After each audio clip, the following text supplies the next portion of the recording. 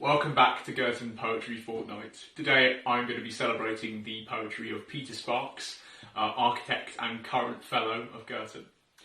As an architect, Peter has always been fascinated by the power of individual spaces or rooms to affect and reflect the life of an occupant. The early Girtonians were drawn from a group who would have been home-based, sharing all domestic space and with very little autonomy.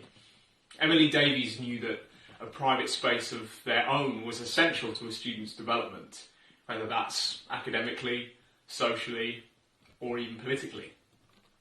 By focusing on significant years in the history of the college and ending with Girtonians' current COVID-enforced return to their childhood space, the poem tries to reflect the development and importance to us all, but especially to women, of a room of one's own.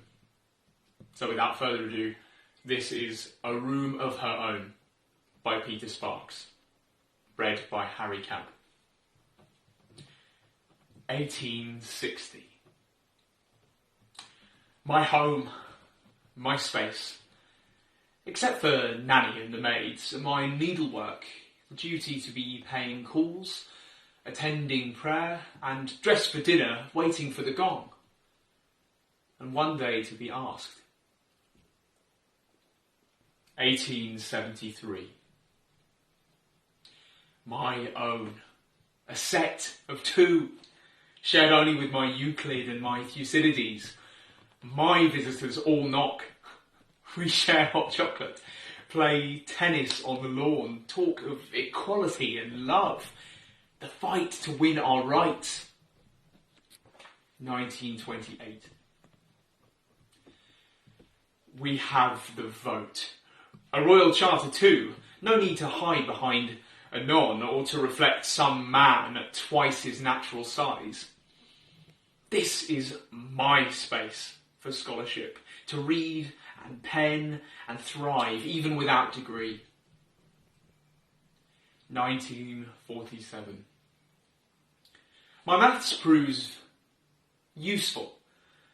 I can assess my scanty nuts of coke, apportion rationed quires and dilute ink. The snow has reached the window ledge. No promise of a BA gown can keep me warm. But I shall not despair. Now men can come to tea. 2013. An eco-room.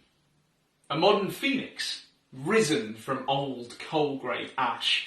Now I can shift my gaze from keys to coots, while trying to turn a phrase or check a reference online. This is the ensuite life. 2020. I thought I'd fledged. Left the embarrassments of home, but now I'm back to Teddy and baby brother's cry. The virus makes me look for virtue in the virtual, but supervision faces seem too near, yet too far.